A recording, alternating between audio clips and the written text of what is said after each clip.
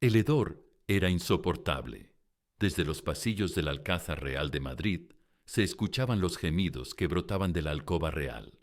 Pero lo que realmente aterrorizaba a los cortesanos no eran los gritos de dolor, era el olor.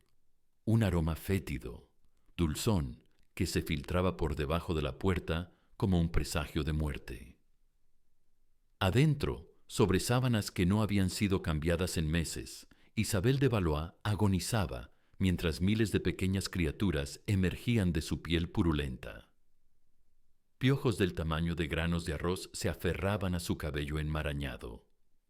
Pulgas saltaban desde sus vestiduras empapadas en sudor y sangre. Y los gusanos brotaban de las heridas abiertas en sus brazos, en su cuello, en cada pliegue de un cuerpo que había sido templo y se había convertido en sepulcro.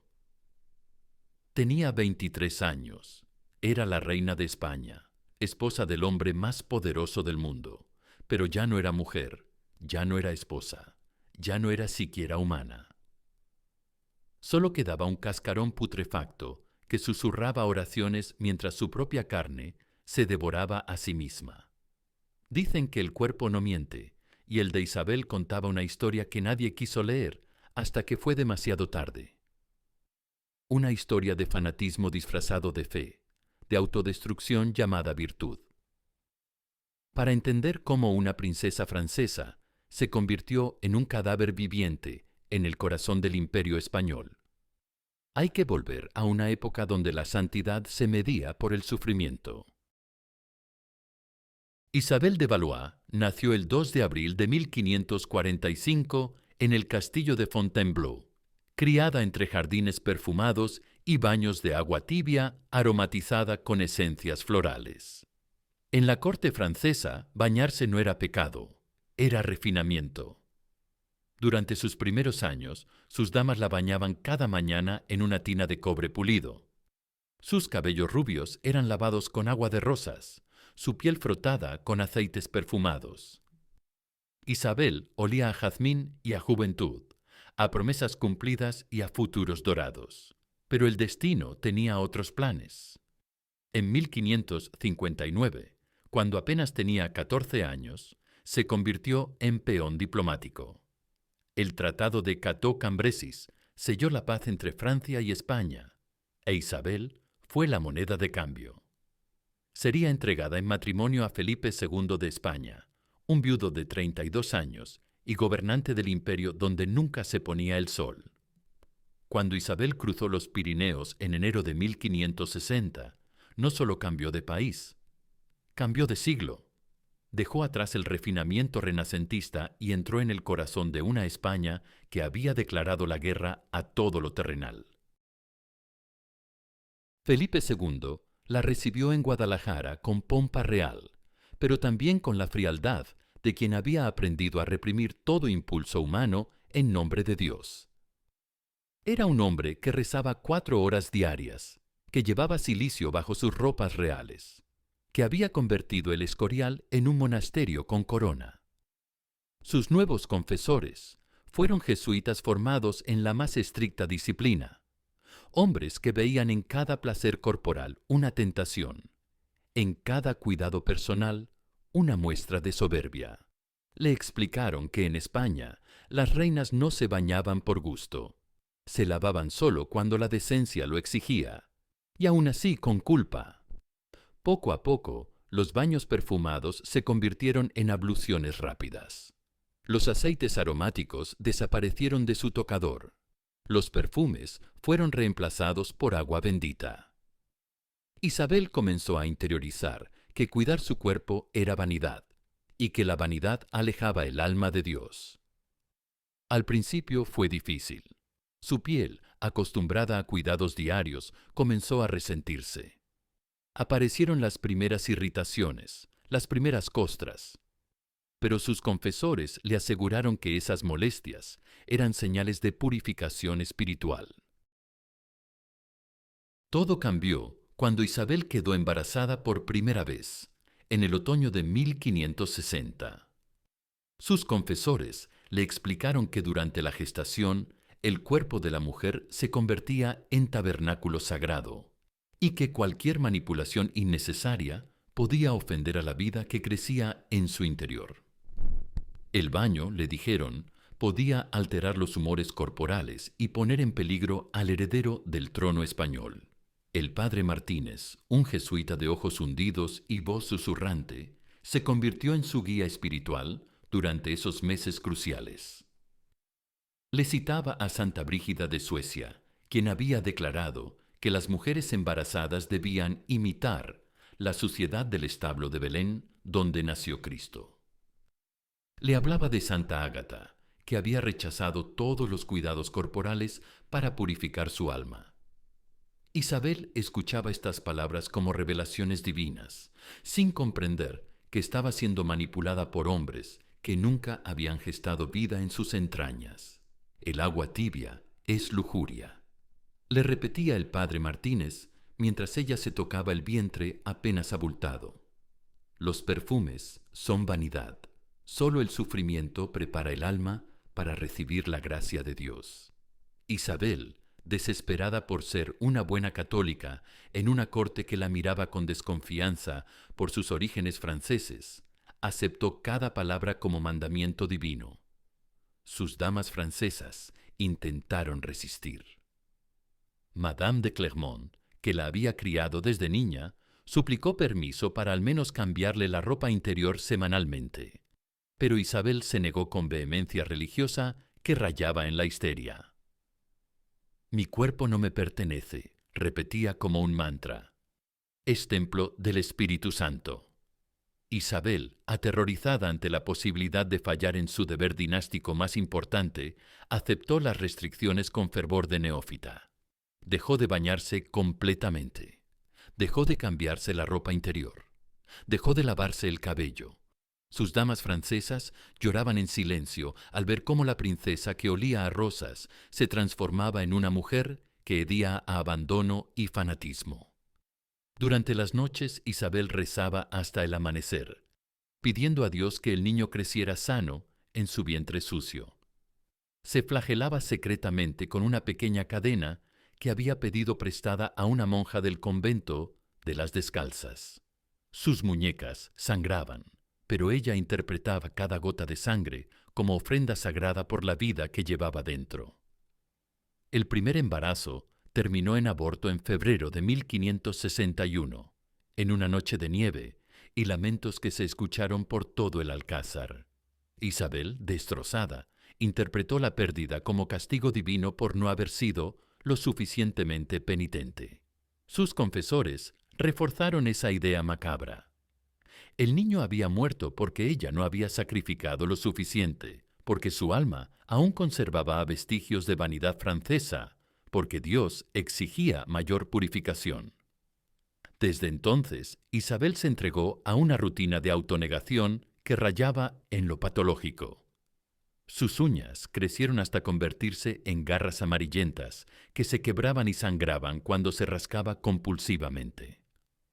Su cabello, sin lavar durante meses, se enmarañó en una masa grasosa que despedía un olor rancio a sebo y sudor viejo.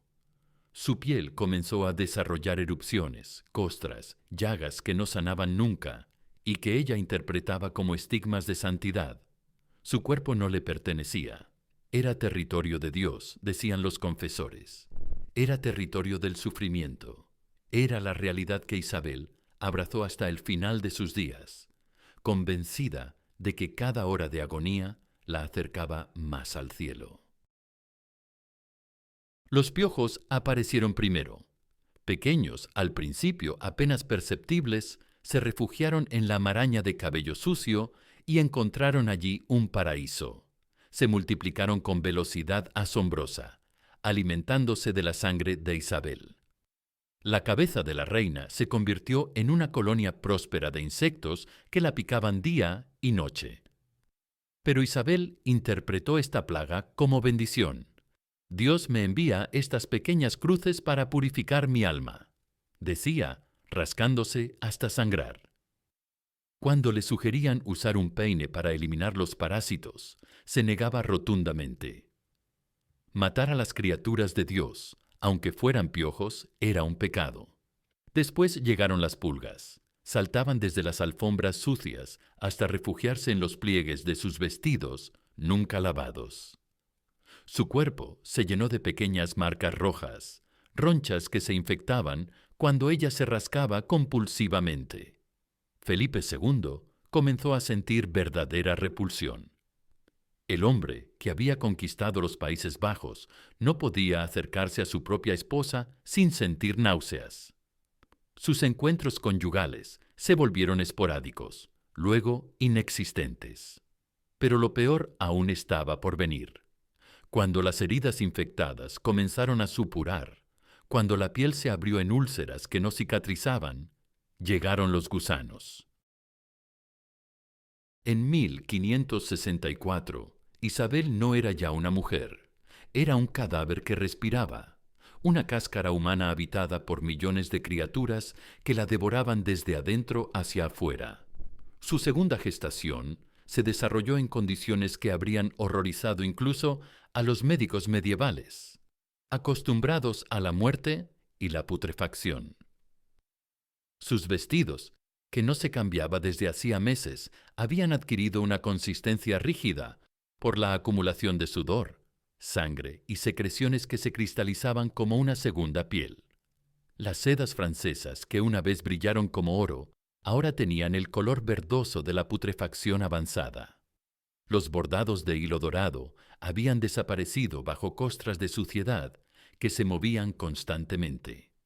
Las pulgas saltaban de un pliegue a otro como acróbatas diminutos. Los piojos emigraban desde el cabello hasta las mangas, formando caravanas visibles. Las perlas que adornaban su corpino habían perdido el lustre, opacadas por una pátina de grasa y sangre seca. Sus zapatos de seda se habían deshecho por dentro, y sus pies descalzos pisaban directamente el suelo frío de mármol, dejando manchas húmedas de pus y sangre con cada paso que daba. Los gusanos ya no se limitaban a las heridas abiertas, habían comenzado a excavar túneles bajo la piel, creando un entramado subterráneo de galerías donde depositaban sus huevos en racimos blanquecinos. Isabel sentía el movimiento constante bajo su dermis, un cosquilleo perpetuo que interpretaba como el roce de las almas benditas que venían a visitarla. Los médicos reales, cuando lograban acercarse lo suficiente sin desmayarse, podían ver las ondulaciones bajo su epidermis. Era un paisaje vivo, un mapa de carne donde la geografía cambiaba según el apetito de sus habitantes. Sus brazos mostraban surcos paralelos, donde las larvas habían excavado autopistas de carne. Su cuello presentaba abultamientos que se movían rítmicamente, nidos completos de insectos que respiraban al unísono. Cuando hablaba, pequeñas moscas salían de su boca, y cuando tosía, expulsaba fluidos que contenían huevos microscópicos. El doctor Olivares, médico real, escribió en sus notas privadas: Su Majestad es ya más insecto que humana. Su cuerpo ha cedido la soberanía a criaturas que lo han convertido en república de horror. Su segundo embarazo llegó a término milagrosamente, desafiando todas las leyes de la naturaleza y la medicina. Isabel dio a luz a la infanta Isabel Clara Eugenia el 12 de agosto de 1566, en condiciones sanitarias que habrían matado a la mayoría de mujeres. Cuando pusieron a la niña sobre el pecho de Isabel, la recién nacida comenzó a llorar de forma desconsolada, como si su instinto animal percibiera que algo estaba terriblemente mal.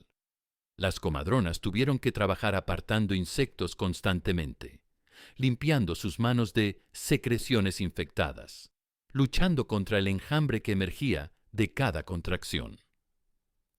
Durante el parto, gusanos adultos cayeron desde el cuerpo de Isabel sobre las sábanas, y las moscas formaron nubes tan densas que oscurecían la luz de las velas. El milagro no fue que la niña naciera, fue que naciera sana, como si Dios hubiera protegido esa vida inocente del ecosistema de horror que era su madre.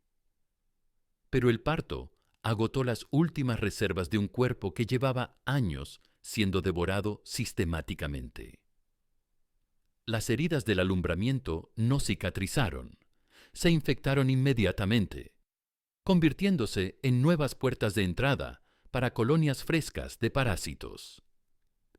En lugar de sangre fresca, lo que brotaba era un líquido oscuro, espeso, que hedía a muerte y atraía moscas desde todos los rincones del palacio, como si el mismo aire hubiera enfermado de horror.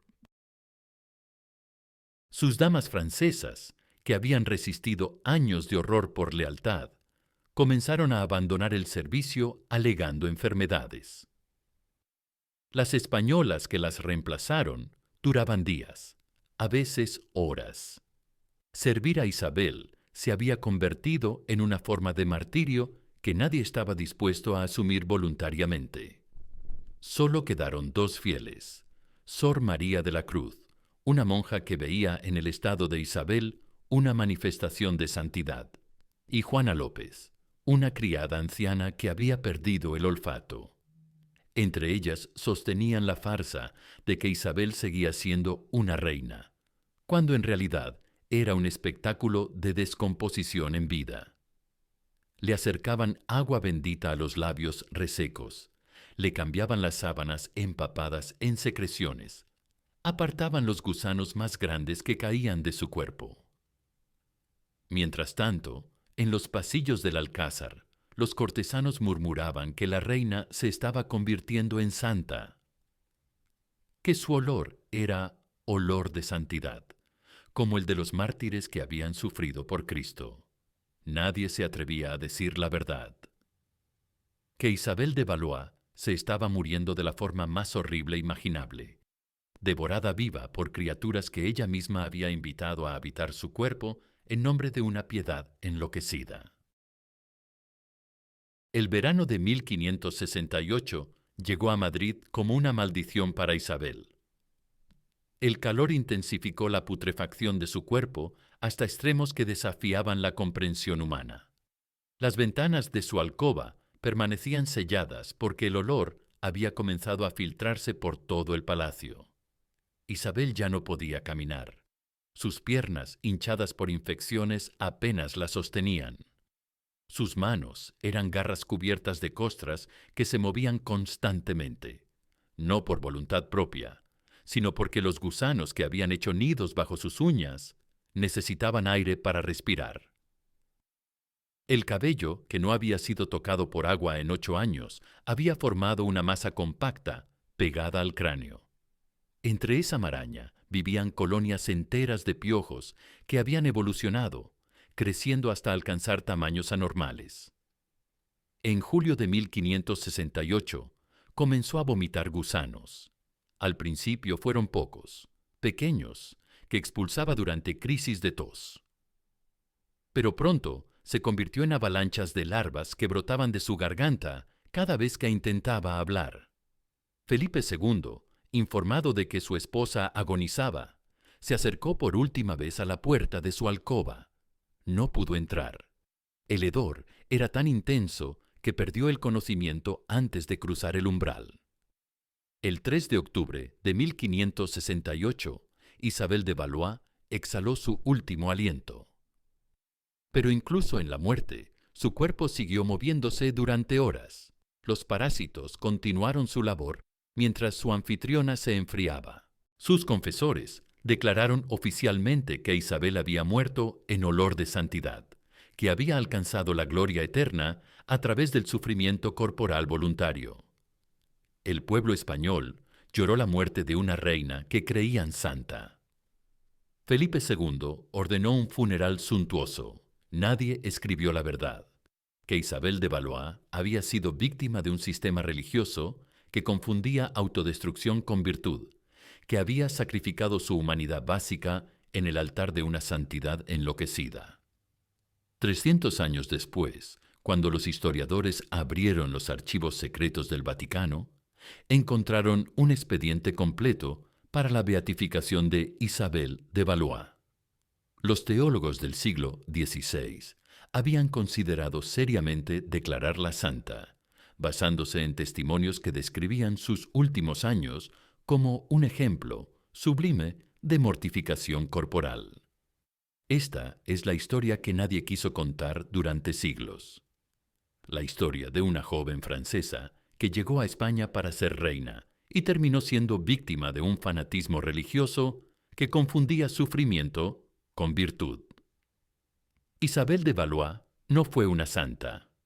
Fue una mujer que aprendió a odiarse a sí misma en nombre de Dios, que destruyó su humanidad, persiguiendo una perfección espiritual que solo existía en las mentes enloquecidas de confesores que nunca habían amado un cuerpo ni habitado una piel. Y lo más terrible es que aún hoy, en pleno siglo XXI, seguimos encontrando ecos de esa locura. Seguimos viendo cómo el fanatismo religioso destruye vidas en nombre de la pureza. Así mueren las reinas que confunden mortificación con virtud, sin gloria, sin santidad, sin redención. Solo con el hedor de una humanidad traicionada por aquellos que prometían salvarla.